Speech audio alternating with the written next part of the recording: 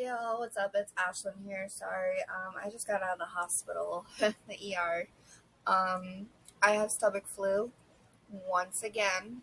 Don't know how, but I do. So I am drinking on some watermelon mint smart water, and oh my gosh, 2021 already, you guys, and it sucks. This first week has been shit. Like, I don't even know. I thought at the beginning of last year started off really bad. I was wrong. So I am home until Wednesday, by the way. I have today, I was at work for 2 hours and could not do it, could not do the shift. So I had someone cover for me. But I'm sorry. I'm off the rest of tonight. I'm off tomorrow. I'm originally off Monday and Tuesday, and I will be going back to work on Wednesday as long as my COVID test does not come back positive, which it should not. But did you guys know that having what is it? What is it called?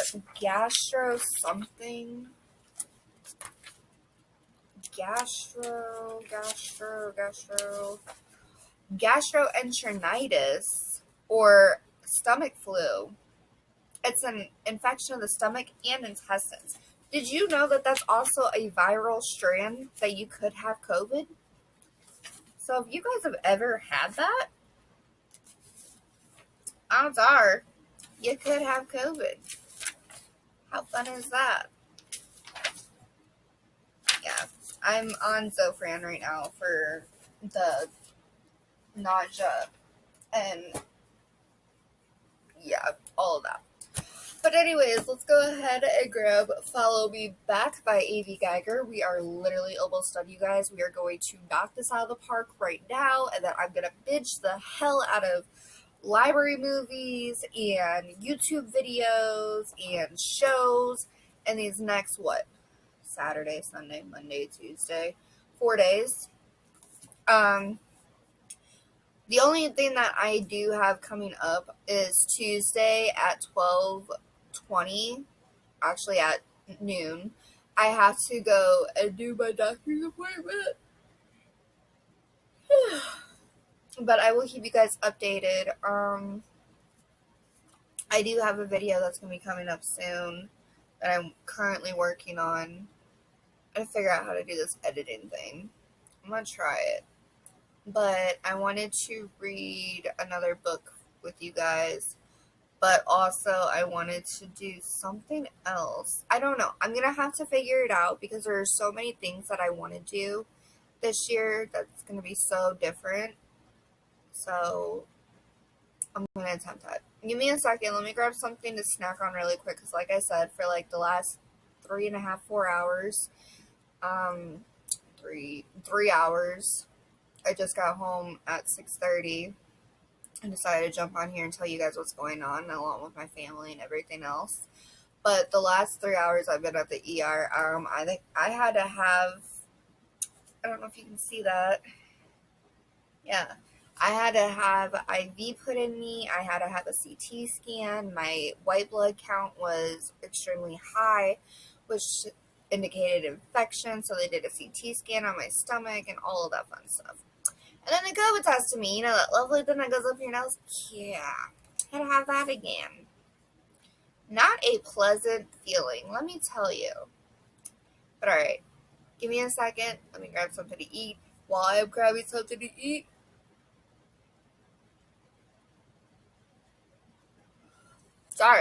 while I'm grabbing something to eat, you guys grab a snack, a drink, make dinner, because you have the ability to pause this video. So go for it.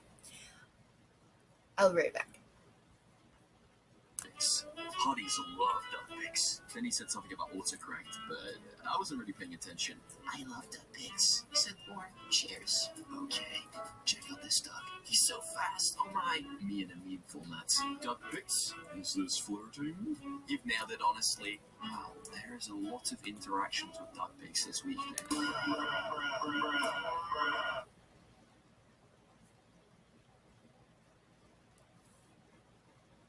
Welcome back to my channel. My name is Chrissy Harless, and today we have...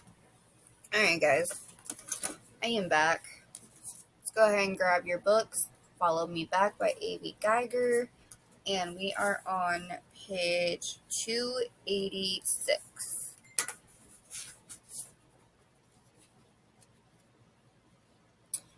Chapter 25, Recalculating.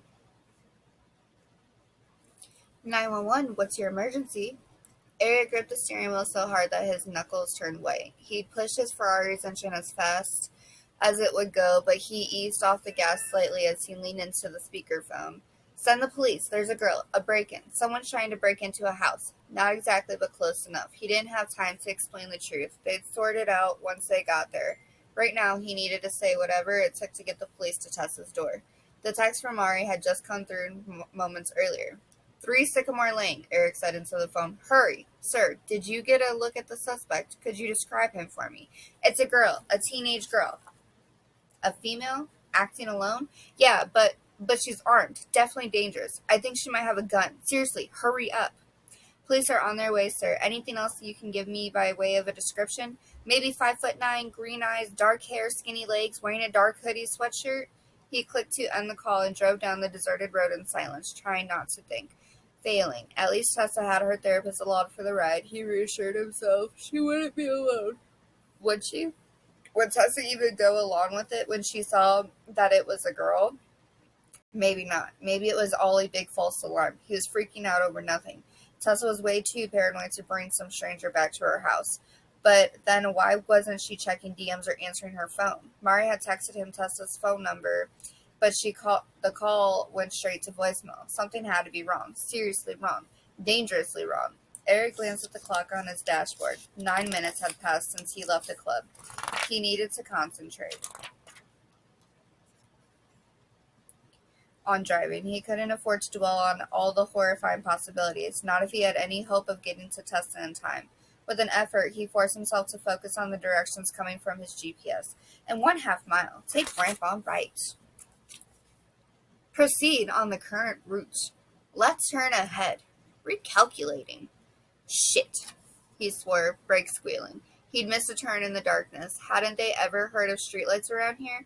He swiveled his head, straining to make out anything that could pass for a sign. Long stretches of black nothingness flanked the poorly lit back road, with a few scattered houses set far back from the curb.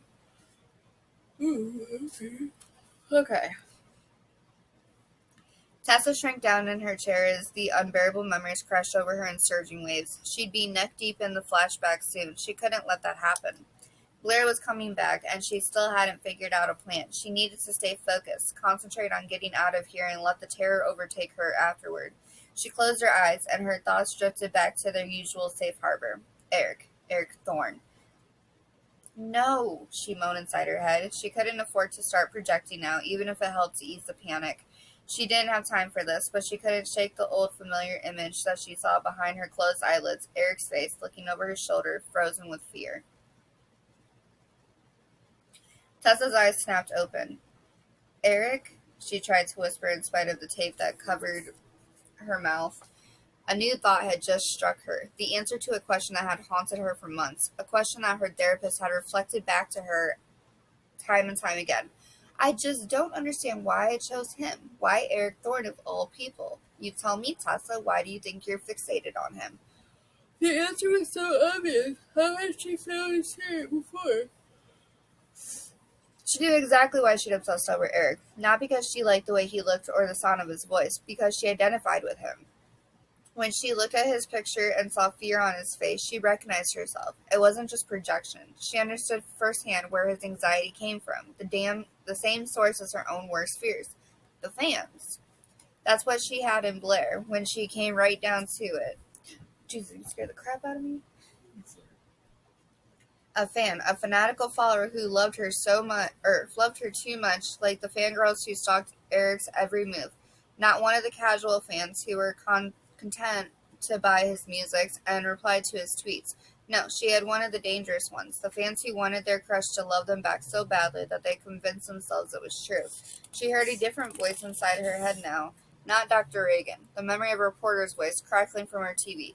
Such a class act that could have turned ugly so easily. You can tell he's had his share of run-ins with overeager fans. How did Eric deal with the obsessed ones? Tessa knew the answer. She'd seen it with her own eyes. She remembered the whole scene now, the way it had played out on her TV screen and blurry cell phone videos. He looked deep into that girl's eyes, and his lips had formed the magic words that Tessa couldn't hear, but she could guess their meaning. The words that his pursuer wanted to hear above all others. The lies that every fangirl dreams of hearing from her idol. I see you. I notice you. I know that you exist. I love you back. I love you too. Tessa heard the kitchen tap turn off, followed by the sound of Blair's hurried footsteps. He was coming back, but she felt her fear receding. She sat up and squared her shoulders. She knew what she needed to do. Okay, Tessa. Ready? Ready, she confirmed inside her head. I'm going to take off the duct tape now, but you have to promise me you won't do something stupid. No screaming. Do you promise? Tessa nodded calmly. Good girl. He set the water glass down on the coffee table and peeled away the tape with one hand. In his other hand, all the while, he gripped the butcher knife in a tight fist. There now, he said gently as he eased away the tape. Sorry it's so sticky, Tessa. Am I hurting you? No, she answered once her lips were free. She forced her mouth to curve into a smile. Thank you. I'm okay now. I feel so much better. You do?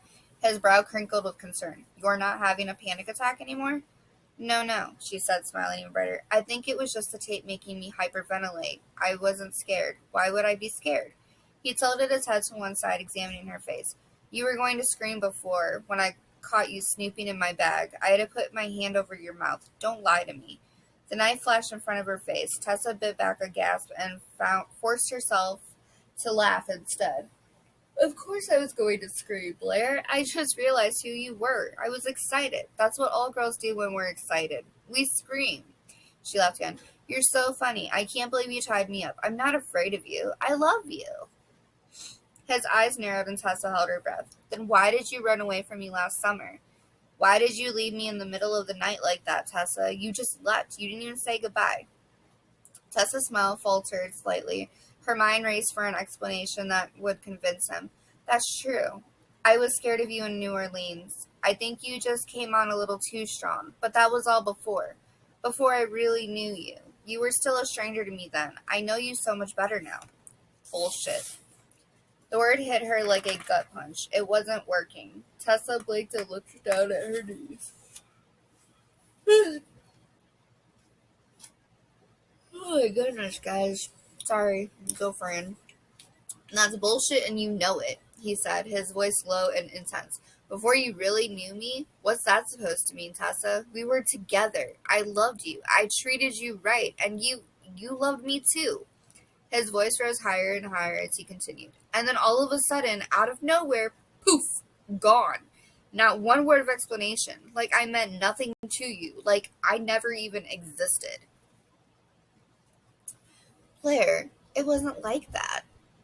Tessa saw her mistake now, a slight miscalculation. She hadn't realized just how deeply his delusions ran. He must have concocted a whole fictional love affair inside his head and convinced himself that it was real. She was in too deep now to backtrack. Her only hope was to go with it, play along, just like Eric had done. He'd held that girl in his arms and whisked her around the stage, and she let him waltz her right into the hands of his waiting bodyguards. Tessa gave up trying to smile and schooled her features into a coquettish pout. You say you love me, Blair, but I know it isn't true. Don't lie to me. His eyes went wide, incredulous. Of course I do. How can you say that? Tessa shook her head. Actions speak louder than words. This was supposed to be a special night for us, and you tied me to a chair. How is that supposed to make me feel? She lifted her eyes and gazed up at him through veiled lashes. His face changed at the accusation in her words. He lowered the knife to his side. Tessa, I'm sorry. She glared at him indignantly, but not with the true disgust she felt, more like the kind of look she used to cast at Scott in the middle of some petty argument. Tessa, Blair tried again, don't be mad. I have to do this after the way you treated me, after you ran away. You see that, right? She nodded slowly, pretending to agree. I know. I'm sorry I acted that way. Blair, please. She raised her eyes to him again, imploring. We were so good together before. I just want things to go back to the way they were. That's what I want too. He dropped to his knees in front of her and wrapped his arms around her legs, resting his face in her lap. That's all I want, Tessa, just like it was before. Tessa ignored the bitter taste rising in her throat. She awkwardly positioned her bound wrist beside his head and stroked her fingers through the clumps of unwashed hair. It's not too late. Don't you remember what we said last night? Last night? Who? Me? When? Over DM. We said we would dance. Remember? No, you said that with... But Tessa plowed on before he could protest. She was so close now. She could sense his resolve crumbling with each new lie she told. I want to dance with you, Blair. Just you and me. It's not too late. Untie me so we can dance. Jeez. She's pretty good at that. Kind of too good at it. The Interrogation, Fragment 10, December 31st, 2016, 9:17 p.m., case number 124.678.21-001.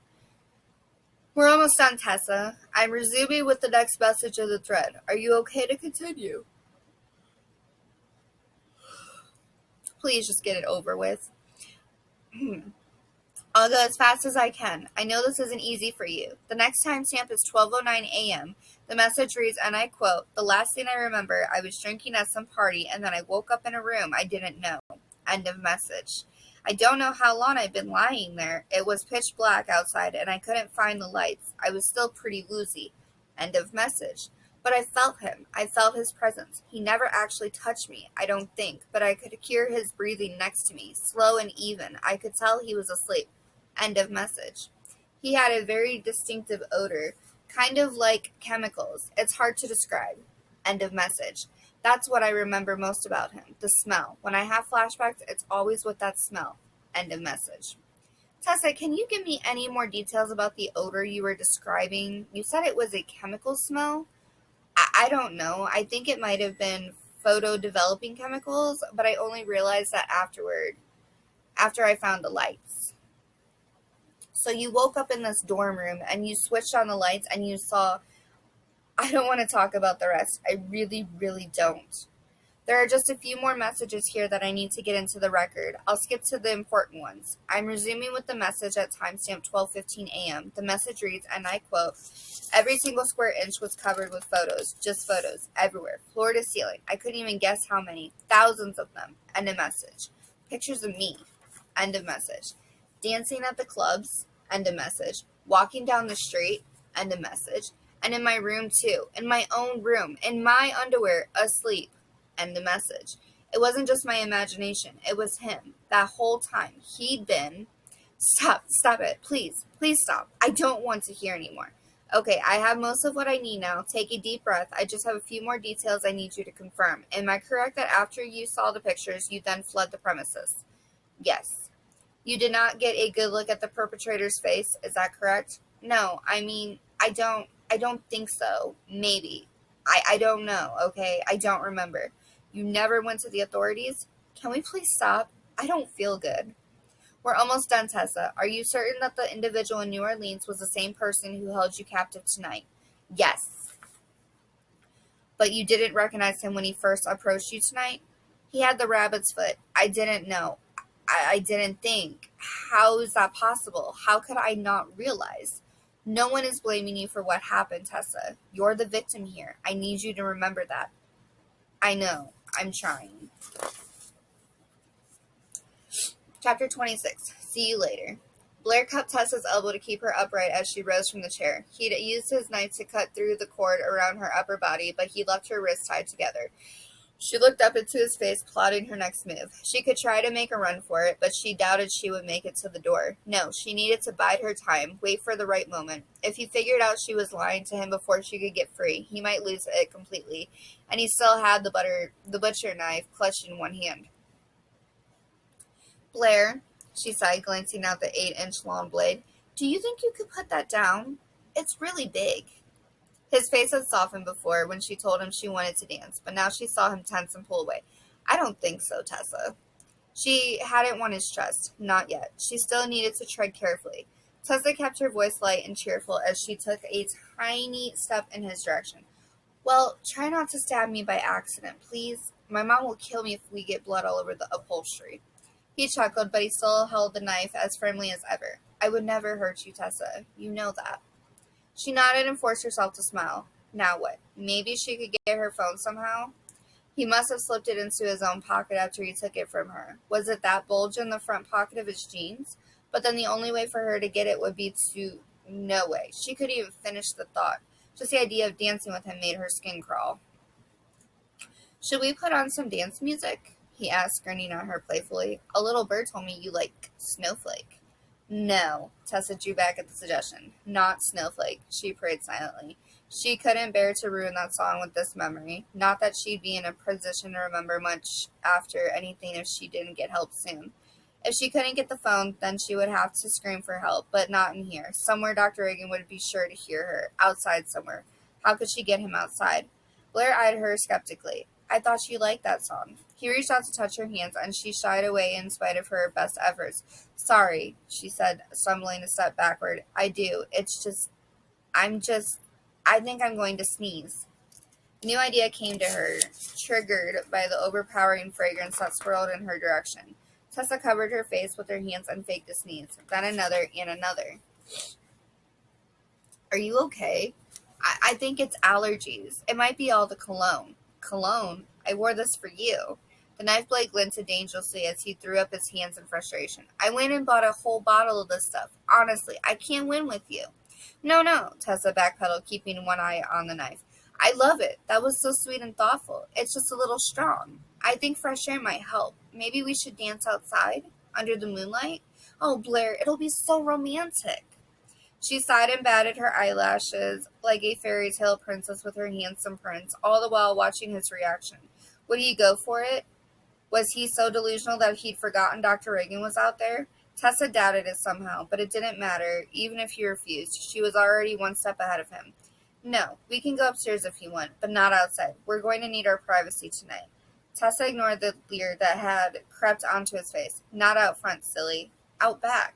The back deck. It's totally private back there. Come on, I want to show you. Eric hit reverse and peered out the back windshield into the inky darkness behind him. The GPS had to be wrong. He'd been up and down this stretch of road 3 times now, and he still hadn't seen any trace of the turnoff onto Tessa's street. In 1/4 mile. Turn right. Recalculating. Shit! Eric slammed his fist against the dashboard. Useless piece of crap.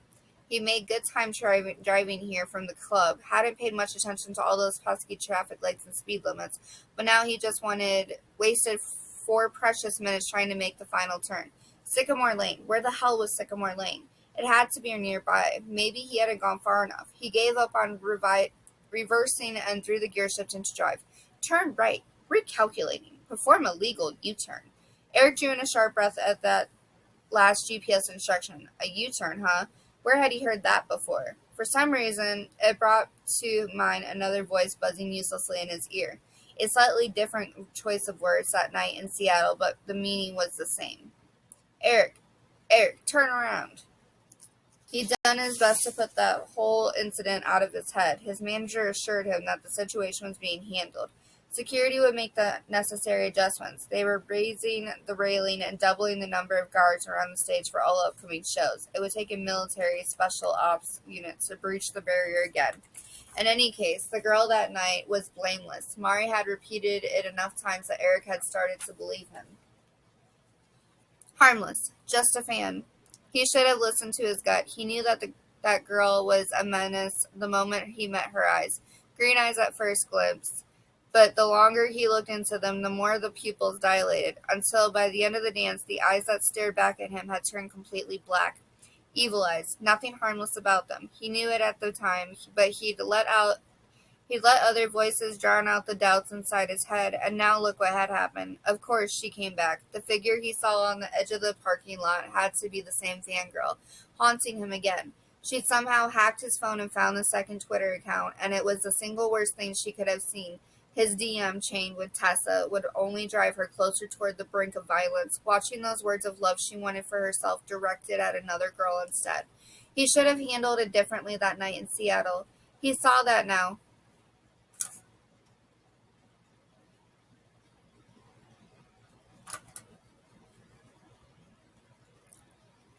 He'd reacted out of pure instinct with no other thought than to save his own neck. He'd pulled the girl into ballroom dance position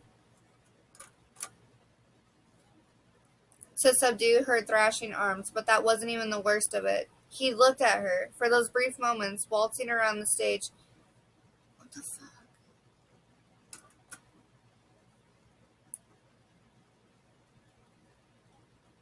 He'd given her his full attention, not just eye contact. He'd talked to her too, anything to buy himself some time. He'd fed her the lies she longed to hear, and she gobbled them up like a shark smelling blood in the water. You need to calm down. Calm down, sweetheart. I love you. I love you too. How could he have said that? How? Did he have a death wish? Eric tried to force the memory from his mind, concentrate on the road instead, but the echo of that fleeting conversation still reverberated. I love you too, he told her. You do? Really? He nodded earnestly. You're special, I can tell. You have the prettiest green eyes I've ever seen. Oh my god, do you really think so? Beautiful, but I need you to go now. I have a concert to finish for all these other people. I'll see you later, okay? Are we gonna work or are we gonna not work?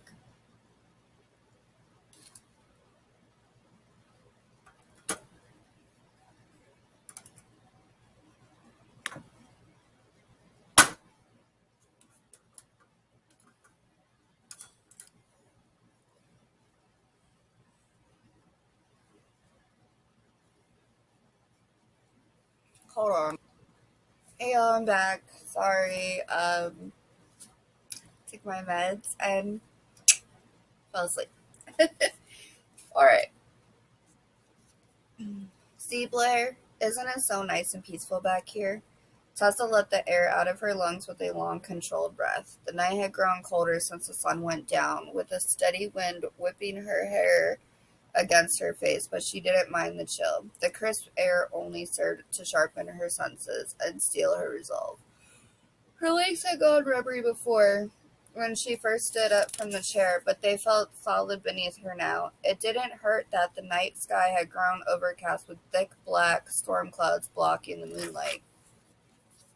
The only source of illumination was the dim yellow light filtering through the living room curtains. It was too dark back here to see more than a few feet from the house. The rest of the backyard remained shrouded in shadows. Anyone unfamiliar with the terrain would have no way of knowing how the ground beneath the deck sloped steeply downward. Tessa herself hadn't been out here in ages. She only knew what her mother had told her months ago, the last time she'd suggested a visit to the back deck. No one's used that deck for years. The railing's completely rotted through. Only a matter of time before someone falls and breaks their neck. Tessa looked down for a moment at her balled-up hands, still bound at the wrists as they rested against Blair's bony chest.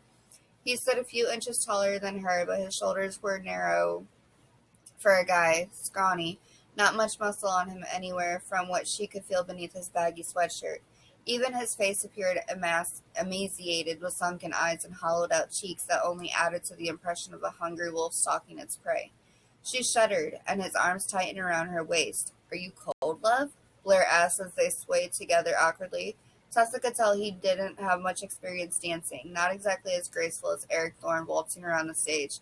The knife blade in his hand pressed against her back. Tessa, should we go back in?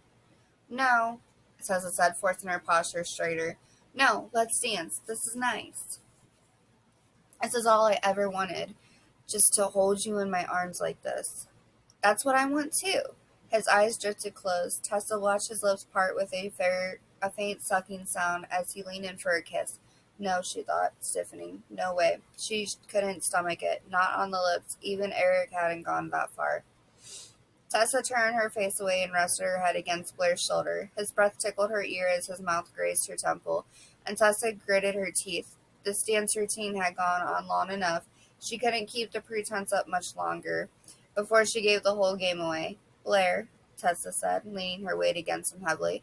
Blair, I'm dizzy. What's the matter? It's the meds, she said, with a tremor in her voice. My anxiety pills. They make me dizzy sometimes. Tessa felt him shake his head, and she cringed as she realized her mistake. The pills. But you didn't take any pills. You said you didn't need them. Oh, girl. I'll see you later, okay? Eric choked on the sour aftertaste of those words, his parting low when he delivered his attacker to security. He hadn't thought about the consequences at the time. He had no one but himself to blame if she'd come back. He'd invited her, after all. I'll see you later. His lies may have soothed her at the time, but they'd only fueled her obsession in the long run. He saw the truth so clearly now as his car crept down the road and his eyes scanned across the darkened Texas landscape. He never should have trusted security to deal with her. He should have ignored those guards, handled it himself. Eric knew what he would do differently if he could hit rewind, relive that night again. They probably wouldn't have played the video on the morning talk shows the next day, or if they had, the viewing public wouldn't have LOL'd. They probably would have called for his arrest, put him in jail, and thrown away the key, but he'd do it anyway without a second thought if he had the chance. He could see the whole dark fantasy play out in his mind's eye. He held the girl in his arms once more and danced her around the stage, and he spoke to her again. He said every single line the same, except the parting words. He altered those just slightly. Not, see you later, not this time. This time he gazed straight through the ink-black eyes to the depths of her deluded soul. I'll see you in hell, okay? Then he glided her over to the edge of the stage and pushed her, let her fall and break her skinny little neck. Tessa blinked. He'd almost caught her. But you didn't take any pills. You said you didn't need them. She pressed her face into Blair's shoulder to cover her wounds, but she didn't lose her nerve. Maybe it was the cold night air, or maybe the adrenaline coursing through her veins by her mind. Clear and calm. Another lie rolled smoothly from her tongue. It took a whole bunch before, though. In the car on the way over, I was so nervous to meet you. He let out a huff. You dummy, you took too many, didn't you? His voice dripped with disapproval, but Tessa heard an undercurrent of affection as his arms squeezed around her. She felt the tip of the knife blade prick the skin of her back. Stupid girl, what am I going to do with you? Will it pass soon, do you think? Tessa took a few fluttery breaths for good measure as she nodded against his chest. Soon. Really dizzy now. Can we just lean against the railing for a sec? She lifted her head and tilted it toward the far edge of the deck. Of course. Blair smiled at her condescendingly, smoothing a strand of wild hair away from her face. Just relax and lean on me. He shuffled backward in the direction of the railing, pulling her along by the waist. Tessa rested her forehead trustingly against him. She didn't lift her head again until she knew they must be close. She felt him crane his neck around to watch where he was going, and she closed her eyes to gather her courage. It all came down to this. No room for second guessing. Her one and only chance. She prayed what felt like 100 prayers at once, that she had the strength inside herself to fight, that the knife he held wouldn't slash her, that the railing was as weak as her mother claimed. The railing. She could sense it right behind him now. The time had come to act. The single fluid motion, Tessa reared backward and stamped down hard on top of his foot. She felt his arms go slack. He took one more step backward, his head snapping around to look at her in surprise. Tessa kept her eyes fixed firmly on his chest as she closed the distance between them. She drove her fist into his stomach, and she channeled every last ounce of fear and anger, hatred and disgust into her blow. He reeled, arms flailing. Tessa heard the clatter of the falling knife and the groan of wood as it gave way with a crack. She met his gaze one final time, his eyes stretched wide with panic as he sensed the open space behind his back. Then all at once he vanished. The monster who had haunted her, the memory that had held her hostage for so long, he disappeared into the pitch-dark void below. Only a gaping hole remained where he had stood. Ooh.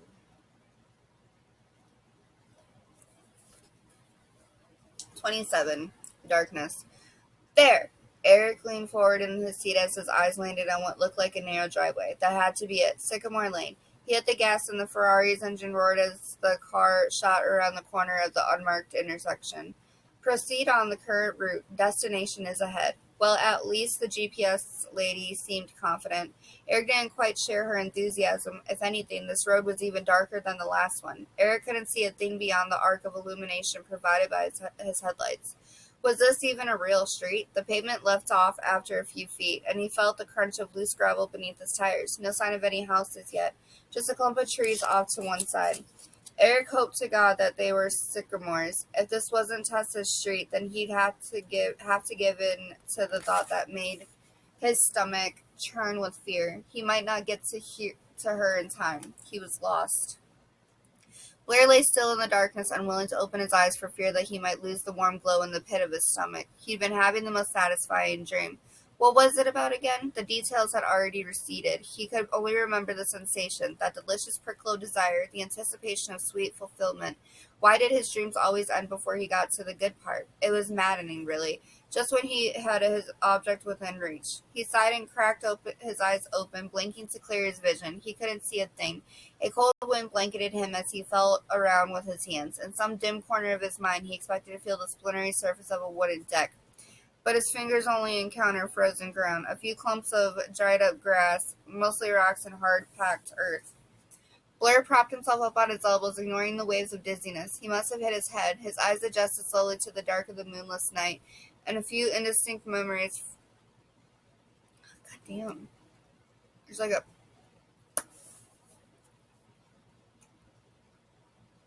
Through the haze. He'd been on a deck in his dream, a wooden deck. At least he thought it was a dream. When he looked up now, he could just make out the slats of the deck railing looming overhead. He must have fallen, but why was he up there? He had the vaguest recollection of standing and swaying, slow dancing with Tessa. Blair sat bolt upright as it hit him. Tessa's house. Tessa's deck. Where was Tessa? Had she fallen too? Was she hurt? He got to his knees and groped around in a wide circle for any sign of another body. A burst of pain shot from his left shoulder, but he ignored it. Tessa? He whispered hoarsely. Tessa, where are you? He gave up after a moment. If she was down here, he couldn't find any sign of her. She disappeared on him again, just like the last time. Blair let out a yelp, the sound of a wounded animal, sick with rage and pain. Why was she always vanishing on him? Why wouldn't she ever stay where he put her? He could never seem to keep her still no matter how he tried. Even with all the pictures, it never felt like enough. Never satisfying. He wanted to freeze frame more than just her image. He wanted her body and her soul that way, forever fixed in place, so he could enjoy her at his leisure. Had she abandoned him again now? If so, he'd make her live to regret it. One mistake he could forgive, but twice? There 3 times? No, for that she had to pay. He stood swaying unsteadily on the sloped ground as he surveyed his surroundings. No way could he climb back up to the deck from there. Not with a bum shoulder. He'd have to scramble up the slope and go around to the front of the house. Cradling his bad arm to his chest, Blair began the slow trudge uphill. Oh, excuse me.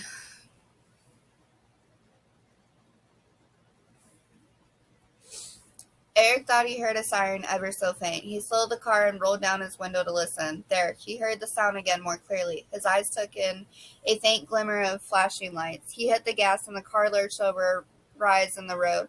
At last the scene came into view below. 3 cars, maybe 4. They were arrayed in an arc around a white clapboard house, reflecting pink in the rotating glow of the police car's beacons.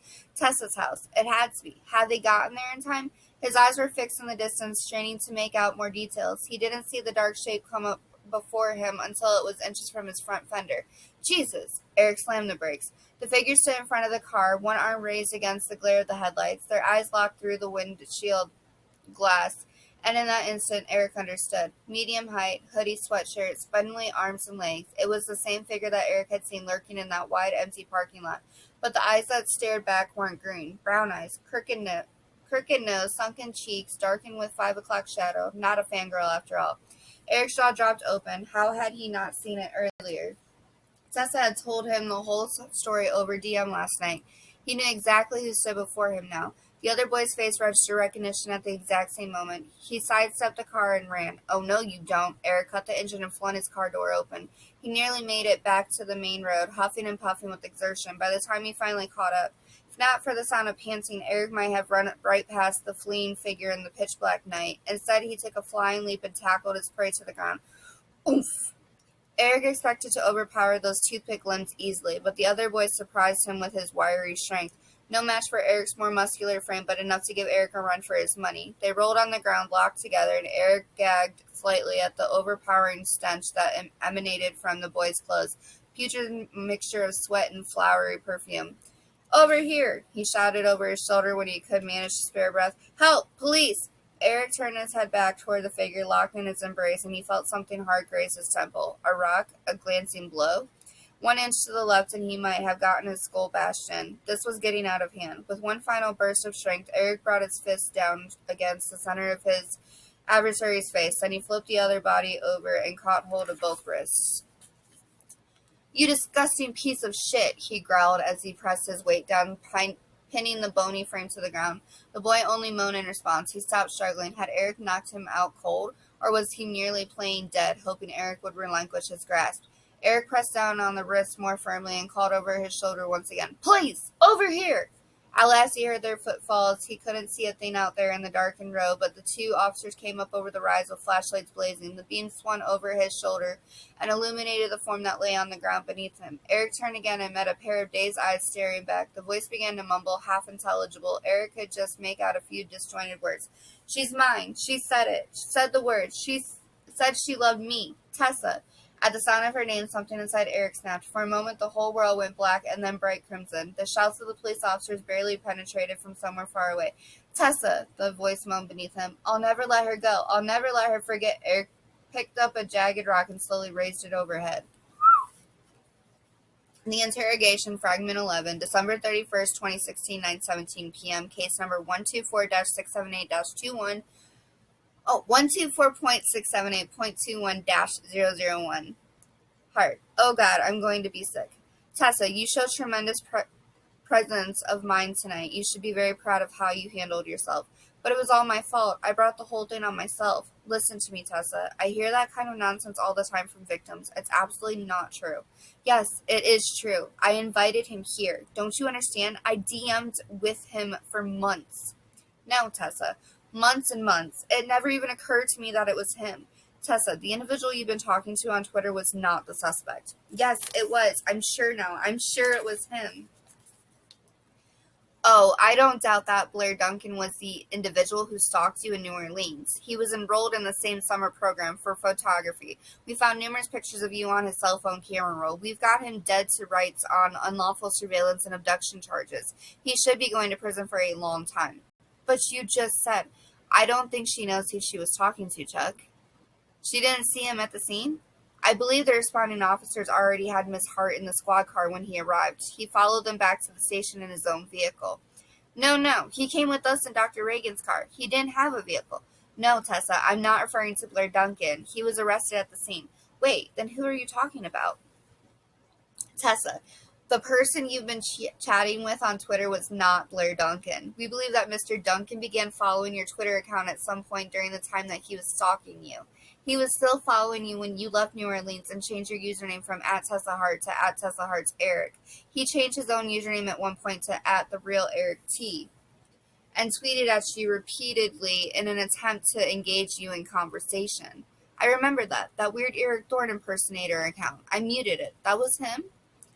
"From what we can gather, he became frustrated when you didn't follow him back, and then even more enraged when he saw you followed @EricThorneSucks. However, he was not the owner of the @EricThorneSucks account. But he knew everything we talked about. He knew so many details. We believe he became aware of your private messages with @EricThorneSucks in September. If you recall, on September 20th at 11:25 p.m., @EricThorneSucks tweeted publicly, and I quote, @TessaHart'sEric, I swear I'm not a bad guy. Talk to me, please." You then exchanged a few more public tweets, culminating with another tweet from @EricThorneSucks stating, and I quote, @TessaHart'sEric, what happened? Follow me back so we can DM.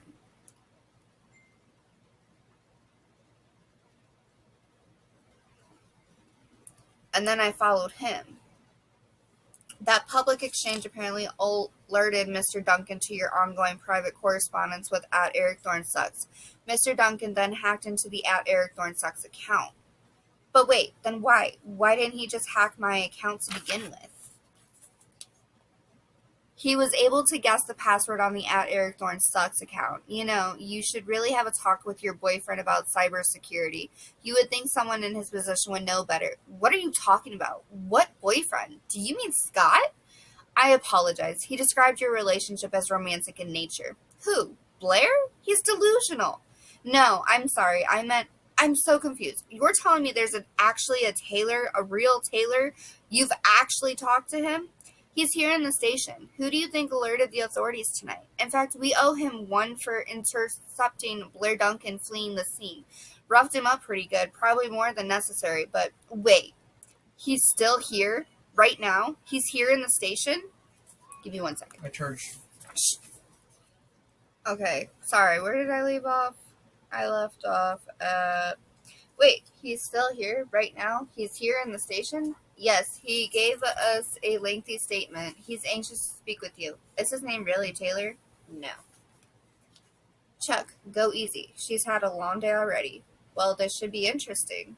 What? What should be interesting? Tessa, would you like us to bring him in here to meet you? Yes. Okay, I'll go get him. But Tessa, I think you better sit down. End of transcript. Oh my gosh. Okay. Chapter 28, Fangirling. Tessa sat alone in the empty interrogation room, her mind worrying with unanswered questions. One of the police officers had given her a scratchy gray wool blanket, and she clutched it tight around her shoulders. How was it possible, she wondered, that she wasn't completely overcome with panic right now? She just stood face to face with her predator. How was she not a mass of quivering jelly on the floor? Maybe the shock would hit her later. She probably shouldn't be alone, but she wouldn't be alone for long. Tessa's stomach fluttered at the thought. Taylor would be with her soon, or whatever his name was. It didn't really matter. What mattered was that he existed. Tessa's leg bounced nervously beneath the table. Something else still niggled at the back of her mind. Some detail didn't add up in the story the police told her. She couldn't quite put her finger on it, but she felt a tingle of misgiving mixed in with the anticipation. They'd overlooked something. She knew they had, but what? What could it be? She gasped as it hit her. They said Taylor sent the police to my house, but he couldn't have. I never told him where I lived. A voice sounded behind her, and Tessa turned in her chair. Yeah, I think that creep was counting on it, that I didn't have your address. Tessa's grip on the blanket slackened as her eyes focused on the face that had spoken. Her mouth fell open and then formed soundless words. Oh, my God. I got it from my manager. He has your contact info. You're Eric Thorne, she whispered in response.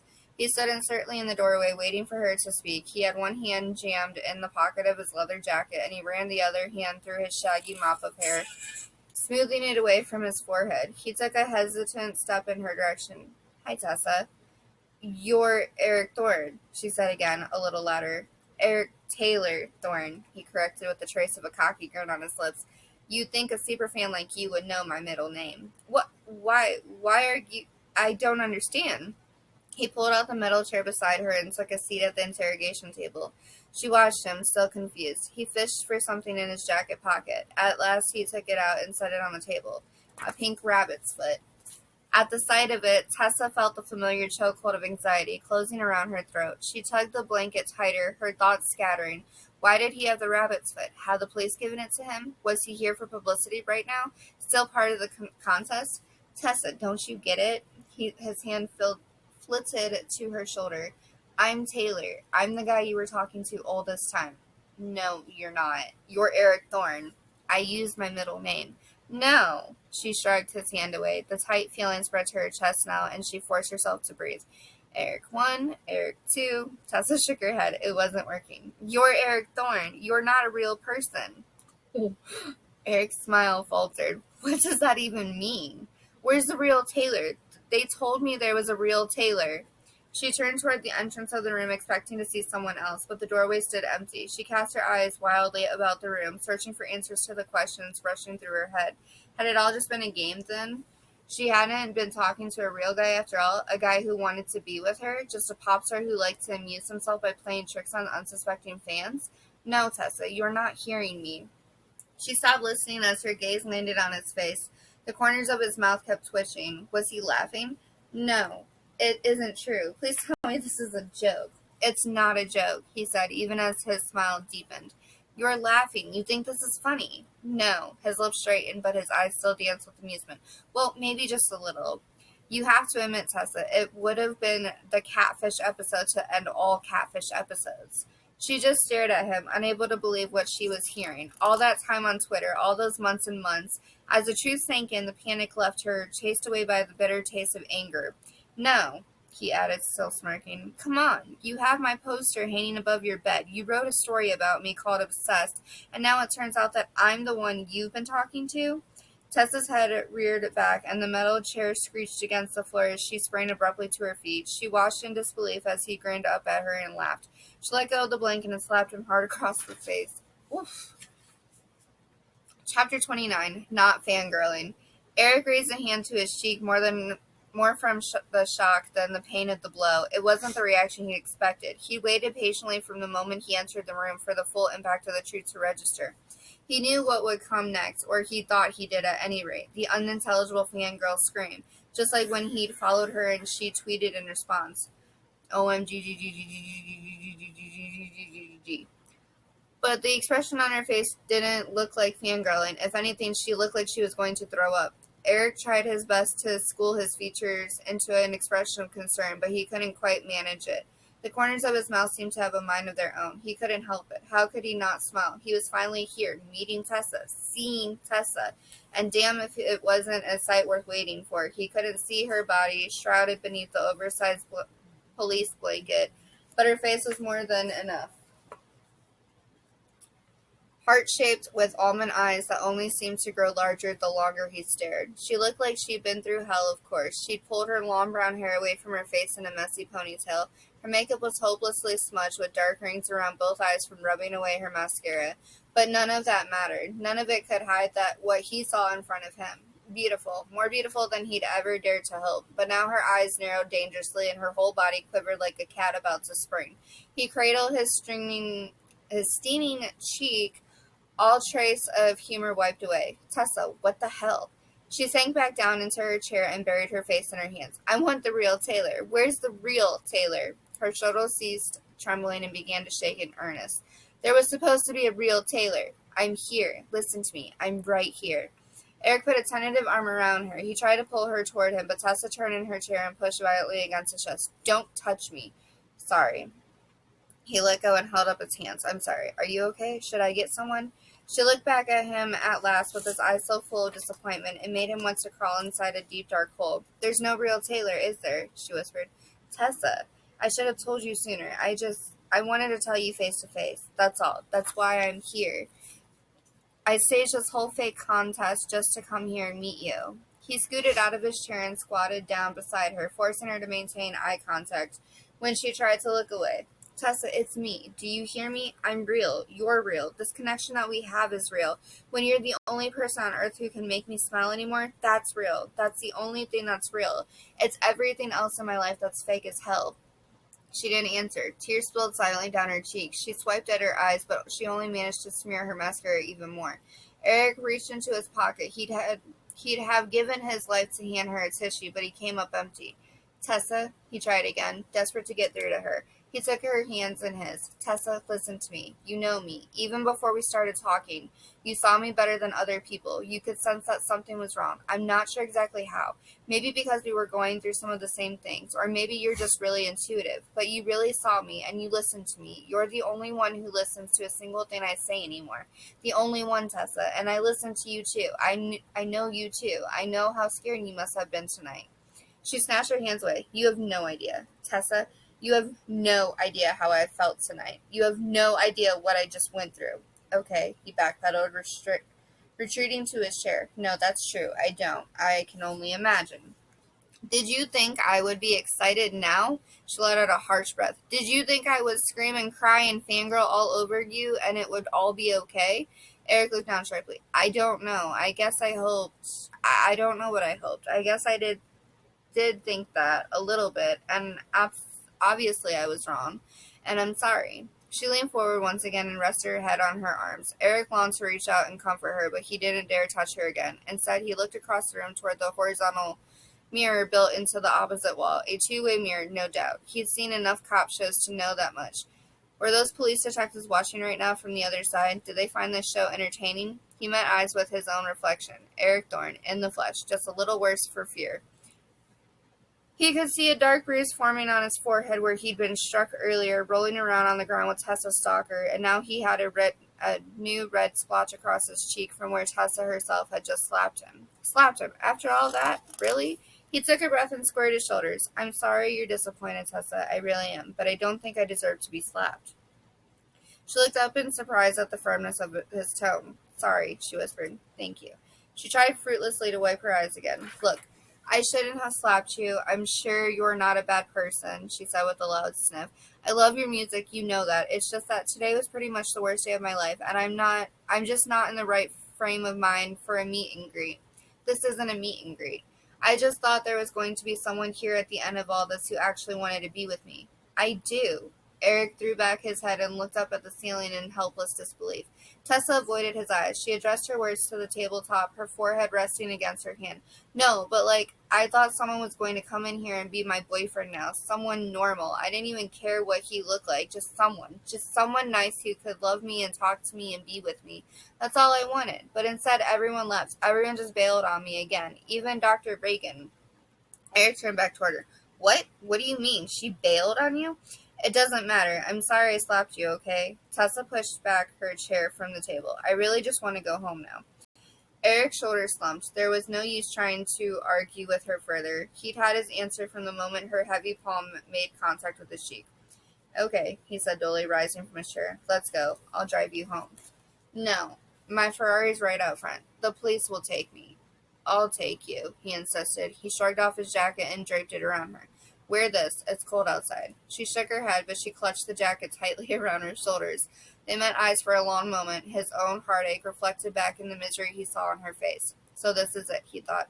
The night he'd been anticipating for so long now. Of all the times he'd played it out in his head, he'd never imagined it quite like this. Total rejection. Complete and utter disappointment. He'd been living in some kind of dream world, apparently. Some fantasy land where Tessa would fall into his arms, be his girl for one magical night, and then go back to talking him to sleep over Twitter every night afterward. But that was his fantasy, not hers. She didn't want Eric Thorne, not in real life, not for anything outside of music videos and fanfics. He couldn't say he blamed her. She wanted something normal. How many times had he wanted the same thing? A normal job, normal friends, normal house, normal bills to pay, normal girl to take out on normal dates, someday a normal wife, maybe a few normal kids to drive around in their normal minivan. He could have had all of that if he hadn't been so dead set on fame. Maybe he could have had Tessa. I'll just drop you off, he said, his voice barely above a whisper. I won't even get out of the car. I'll let you go, okay? You can say goodbye and walk away and unfollow me and go about your life. Forget I ever existed. That's fine if that's what you really want. But Tessa, please. He paused and swallowed hard against the lump inside his throat. Please, just this once. Just let me be the guy that takes you home. Chapter 30. A Cold Night in Hell. Eric hunkered down behind the steering wheel of his parked car and wrapped his arms around himself for warmth. How cold was it tonight anyway? It must have dipped below freezing outside, judging by the way he could see his own breath. A violent shiver overtook him, and he looked longingly at the Ferrari's red push-button ignition. Maybe he should idle the engine for a few minutes. His fingers twitched, but he resisted the temptation. Not yet. He only had a quarter tank of gas left, and he needed to make it last all night. Eric glanced at his phone to check the time, just past 11:30 now. He assumed he'd still be sitting here at midnight, counting down the new year all alone. An hour had passed since that silent car ride back to Tessa's house. She hadn't uttered a single word until he pulled into her driveway, but he'd stopped her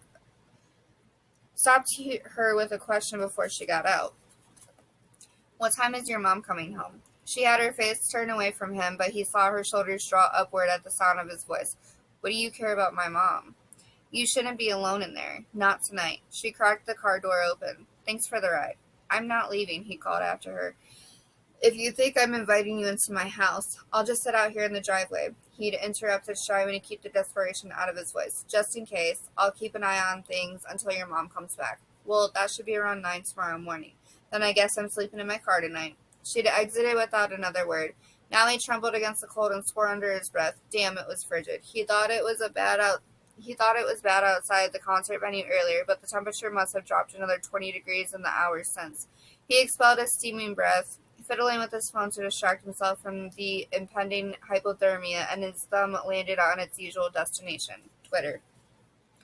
The police had frozen his second account. They needed it for evidence, but they'd left his @EricThorne account untouched. Eric stared down at his profile. He told Tessa in the police station that she should unfollow him, and he couldn't help but wonder if she'd done it. Had she blocked him too? Deactivate her account? He couldn't bring himself to check.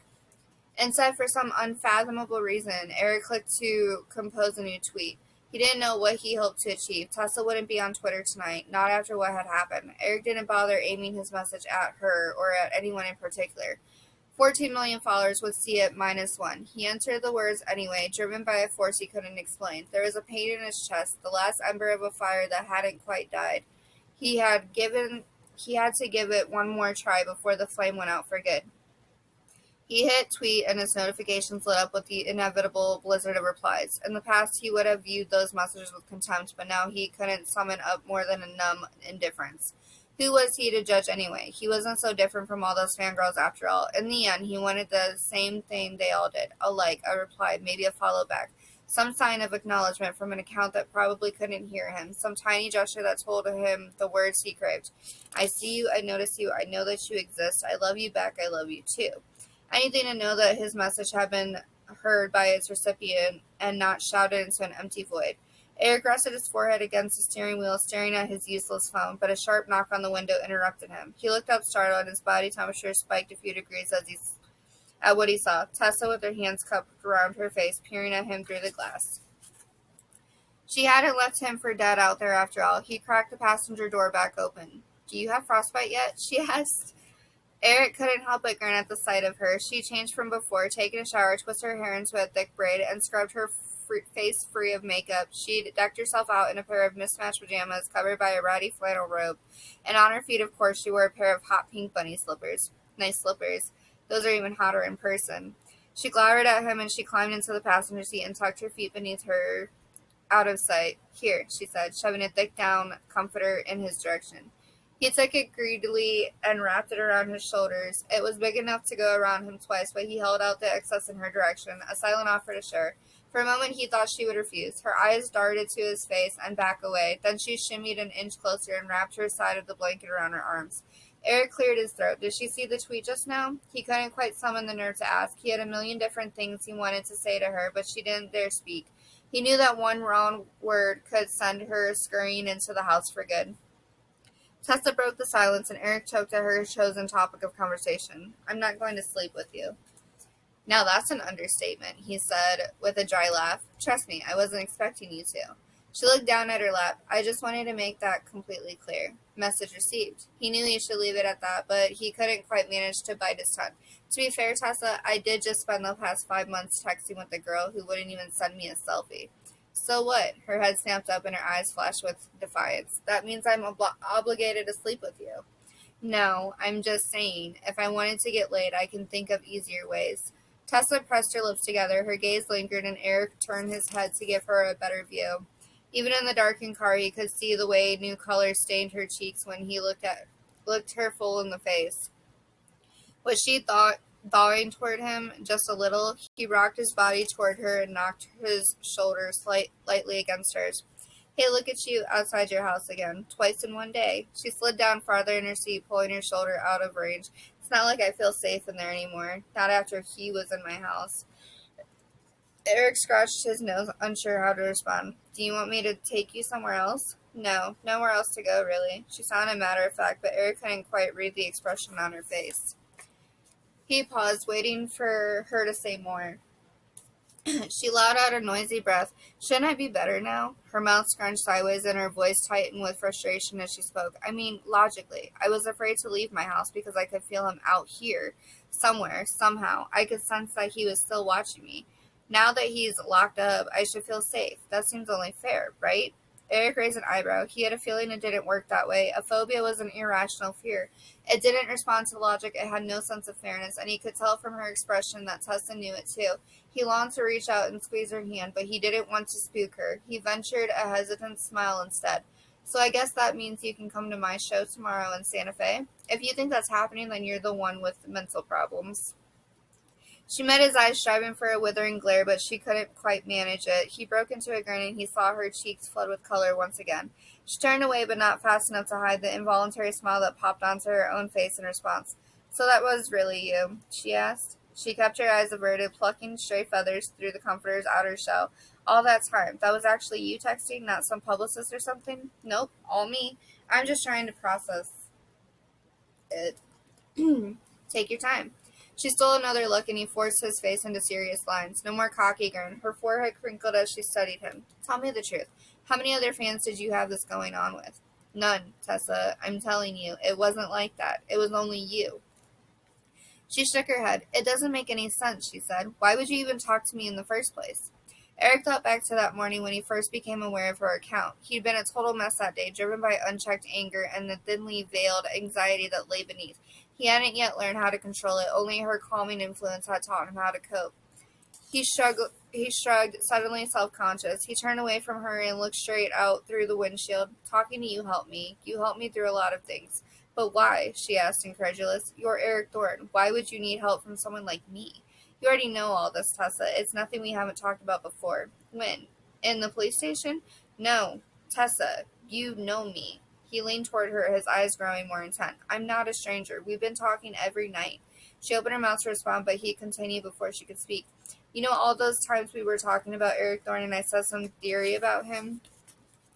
And you accused me of projecting, remember? Well, it turns out I wasn't projecting, Tessa. I was telling you things about myself, real things, stuff I couldn't tell anyone else."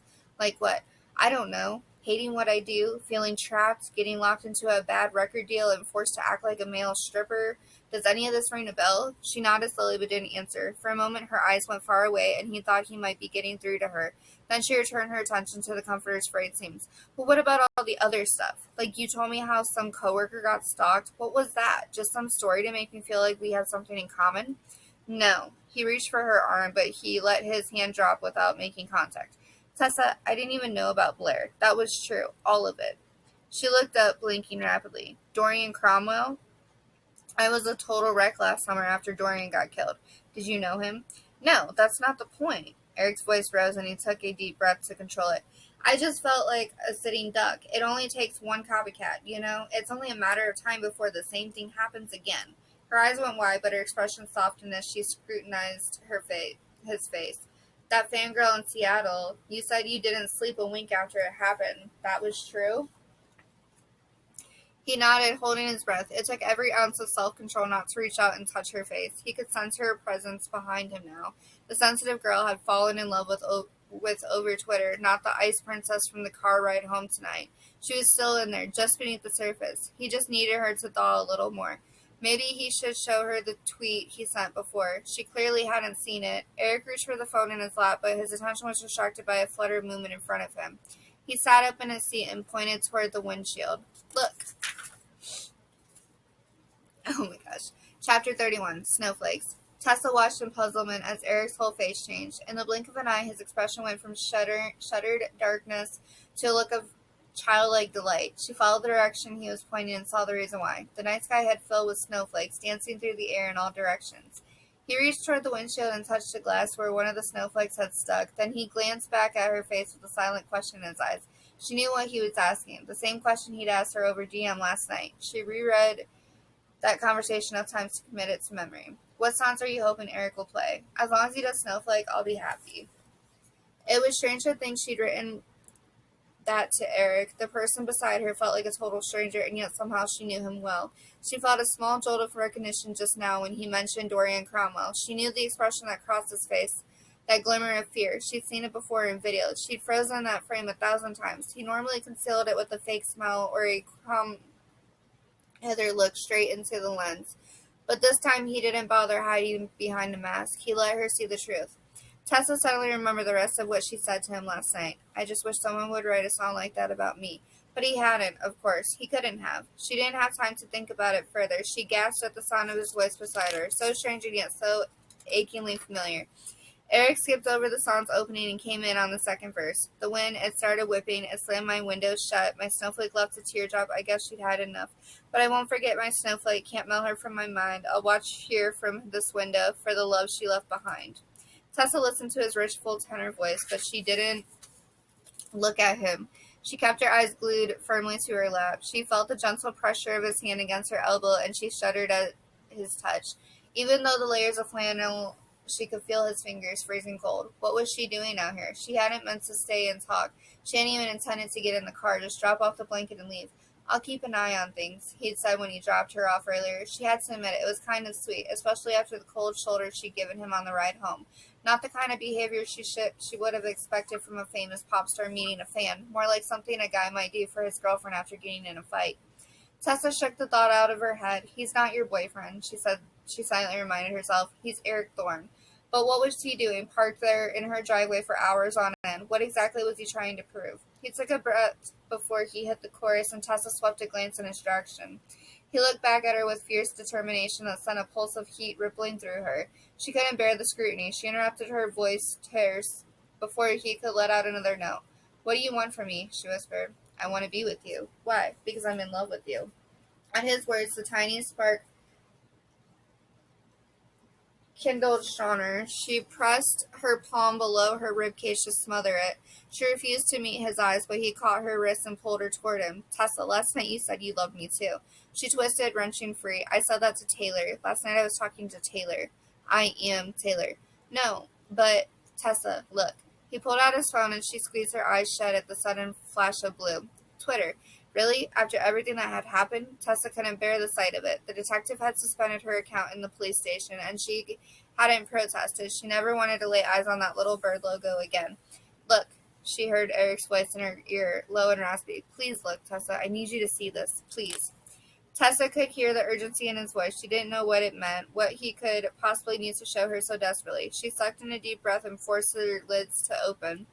He'd pulled up his own profile and her eyes fell on the most recent tweet. Eric Thorne at Eric Thorne. I love you, Snowflake. This is real. Tessa's vision blurred. She slammed her eyes closed again and covered them with her hand. Tessa, he said, pulling at her wrist. Come on, don't do that. I'm sorry, okay? I'm sorry. I'm Eric Thorne. But why does that change everything? She didn't know how to explain it to him. So many words had passed between them, all those months of endless direct messages, and all of it had now been cast in a new light. Different fragments of their conversations kept springing to her mind, and she gave up trying to suppress them. She merely spoke the words aloud, a different set of words that she'd long since learned by heart. You know what Eric Thorne would see if he ever noticed I existed? Eric peeled her hand away from her eyes, and Chester cast a quick look at his face. She couldn't tell if he recognized the quote. The next line would do the trick. How did you put it exactly? A leech with no point to my meaningless existence except to suck? Tessa, don't. He rose to his knees in the car seat and grabbed her by both shoulders, forcing her to turn toward him. I didn't mean that. I didn't even know you yet. She shrugged beneath his hands. It was kind of true, though. I'm a fangirl. I have 1,000 pictures of you on my phone. I started a whole hashtag about you called #Eric Thorne Obsessed. Right, he said slowly, his eyes boring holes straight through her, which I kind of interpreted to mean you were, kind of maybe into me. She looked away. It's just really embarrassing. Try to imagine how you would feel. You're embarrassed because you're into me? No, because I know how you feel about fangirls. Tell the truth. You don't love us. We're not snowflakes to you. We're leeches. He slumped forward and scrubbed his hands across his face for a long moment. Tessa thought he wouldn't bother to reply, but he gathered himself again with a sigh. He turned back toward her. Okay, he said in a flat voice. I get it. You do? Yep, loud and clear. He nodded firmly. You're a fangirl. You're embarrassed? Now get over it. I can't just... Here, give me your phone. What? Why? He held out his hand. Just do it. Trust me. Just this once. Tessa wasn't even sure she'd brought it out here, but she dug into the pocket of her robe, her fingers closed over the phone's familiar form. She handed it to him without meeting his eyes. In her mind, all she could think of was the picture on her lock screen, the first visual he'd see, the moment he flicked it on. She changed it the other night to the new single cover for Snowflake, Eric Thorne riding a snowmobile naked to the waist. Please don't look at the camera roll, she whispered. No, I'm familiar with what I look like. Tessa didn't watch him, but she could sense his smirk. She waited for him to make some snide remark. Instead, she felt him thrust something back into her hands. She looked down to see her red leather cell phone case now empty. What's this? She asked with a frown. He didn't answer. He merely cracked his car door open and chucked her phone into the darkness as far as he could throw. Tessa's eyes flew open wide. My phone! What did you just do? There. He wiped his hands back and forth to say good riddance. All gone. No more pictures. But that's my phone. I'll buy you a new one. She looked at him in silence, too stunned to speak. Tessa, he said, his face dead serious, it's really not that complicated. If being my fangirl embarrasses you, then stop being my fangirl. Be something else instead. Like what? I don't know. Like, you could be my girlfriend, for example. He took her hand again. Tessa, I love you. Do you understand that? I'm in love with you. I'm freezing my ass off in your driveway for you. I'm sitting here singing a whole sugary sweet love song that I wrote for you. Just for you, not for anyone else. The song isn't called Snowflakes, plural. It's Snowflake. Just one snowflake. How many more ways do you need me to say it? She ducked her head. He squeezed her hand. Look at me. I can't, she said. She could feel her heart thumping. Her throat was starting to constrict. She knew she should do her breathing exercises, but the Eric 5 count wouldn't have its usual effect. She didn't want to have a panic attack sitting here in front of him, or worse, that terrifying blankness that had happened earlier with Blair, that nothingness when her mind switched off, like a cell phone running out of batteries. Tessa didn't know where she went exactly when that feeling overtook her, but the mere idea of it made her break out in a sweat. She dug her nails into her palm, focusing on the sensation to keep herself anchored in the here and now. I'm such a mess. You don't even know the half of it. Yes, I do. Tessa, look at me. I know you. I know your weaknesses, and you know mine. He edged closer as he spoke. And I also know how special you are. That's what I remember from the first conversation we ever had. I didn't know you yet, but I could tell that you were special. And the more you let me see you, the more I couldn't get enough. Because what I saw inside you has got to be, his voice cracked, but he plowed on, has got to be the bravest, strongest, most beautiful person I've ever known. Tessa covered her face with her hands. Her throat felt thick, but not from panic. She recognized the ache that came from trying to hold back tears. Stop, she begged. Please stop. Why? You are embarrassed? No. What then? She whispered the answer barely louder than a breath. I'm scared. Eric's face relaxed. He took her hand and cradled it gently as he began to sing again. Just one snowflake. She thought that no one cared. Perfect snowflake. I'll catch you. Don't be scared. Tessa knew she shouldn't look at him, but she couldn't help it. She needed to see. She gazed helplessly at those ice blue eyes, that chiseled jawline, those perfect lips. She knew his face better than her own, and yet he wore an expression she didn't recognize. His cheeks had turned a shade darker. His eyes were hooded but soft. She'd never seen him look that way before, not once, in all the screenshots she collected. She realized what it meant, the answer to all the questions she didn't dare to ask. Eric Thorne had never turned that look upon a camera lens. His fans had never seen his face in love. He reached out one finger and touched the corner of her mouth. Tessa didn't realize she had a tear running down her cheek until he made contact with the damp spot. He leaned toward her then and kissed her, softly, his lips just barely grazing hers. Tessa gasped at the sensation. His fingers were freezing, but his lips melted a path straight through her icy core. She felt a crack in the numb exterior, a fissure that slowly spread until she crumbled. They broke apart, and she looked up. His face was inches from hers, their frosty breath comingling. You'll freeze to death out here, she whispered. His arm went tight around her waist as his lips sought hers again. Maybe, but I'll die happy. Tessa could see him shivering badly, though. She pulled away from him again and popped the passenger side door open. Where are you going? She heard his voice call after her. She turned and looked back over her shoulder with a ghost of a smile on her lips. Come on, she said, nodding toward the house. It's okay now. You can come inside. Okay. U.S. Department of Justice Federal Bureau of Investigation Official Memorandum, date 1/3/2017, from Special Agent Donald J. Peterson, FBI, to Charles D. Foster, Lieutenant, Midland Municipal Police Department. The Federal Bureau of Investigation asserts investigative authority in the matter of case ID number 79-SA-1337, pursuant to Title 28 U.S. Code Section 540A0. We hereby confirm recipient of a total of 11 excerpted fragments from the interrogations conducted by the Midland Municipal Police Department on the night of December 31st, 2016. Full data records of the online Twitter history for accounts at Eric Thorne Sucks and at Tessa Hearts Eric have also been obtained at your suggestion. Forensic crime scene analysis is currently underway, and results will be made available to your department forthwith. Please find and enclose a transcript of our recent conversation conducted in the FBI San Antonio field office. Thank you for your department's full and speedy cooperation in this ongoing investigation. Lieutenant Foster, thank you for coming in today. As you know, you are being interviewed as the last known person to speak with the victim in our case. This interview is being recorded. I understand. For the record, I'm Special Agent Donald Peterson with the FBI San Antonio Field Office. Today is January 2nd, 2017. Could you please identify yourself? Lieutenant Charles Foster. I'm an investigator with the Midland, Texas Police Department.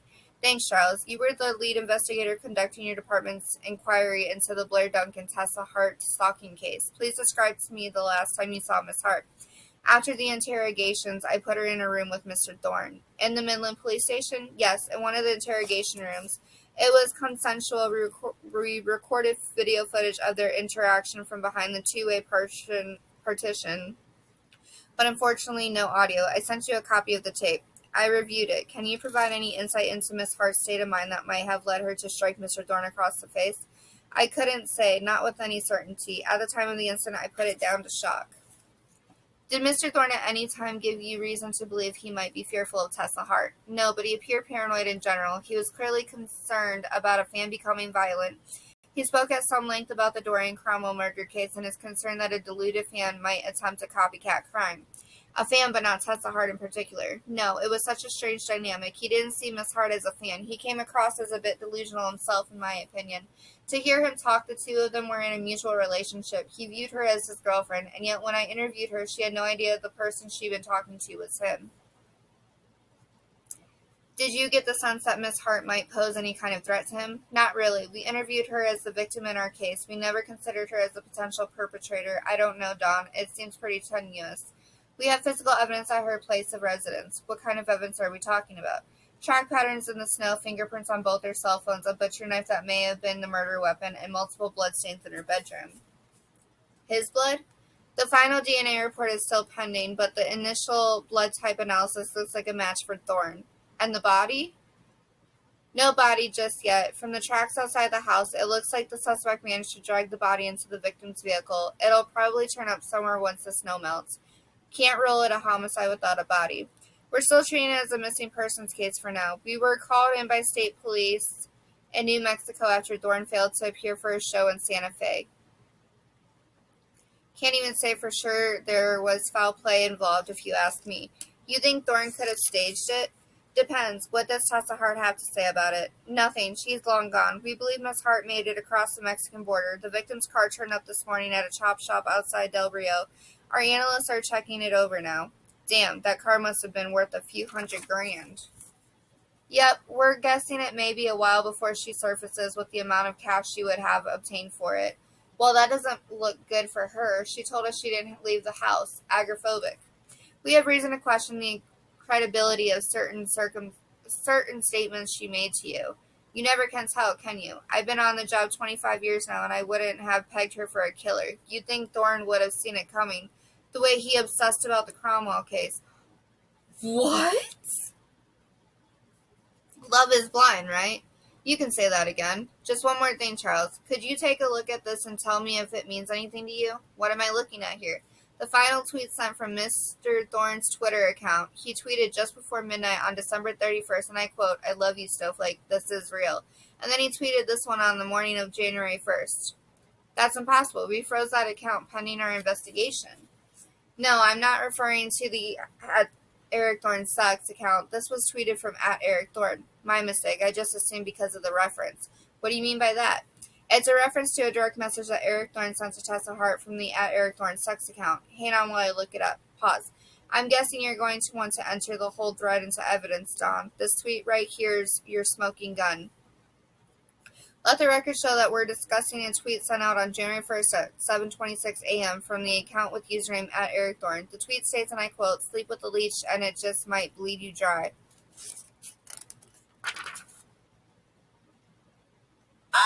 What? Are you #Eric Thorne obsessed? Can't wait for the next book. Visit books.sourcebooks.com/follow me back and sign up to receive exclusive content, insider info, and more. And follow these real Twitter accounts to hear directly from the author and your favorite characters.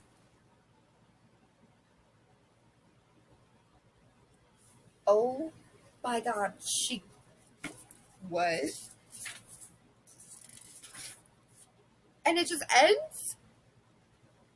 What the last tweet from at Eric Thorne. Sleep with a leech and it just might bleed you dry. No way. Holy shit. Well, we finished the book, guys. Finally.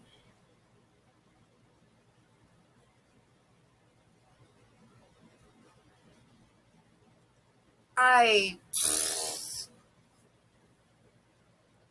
can't believe that. She fucking killed him.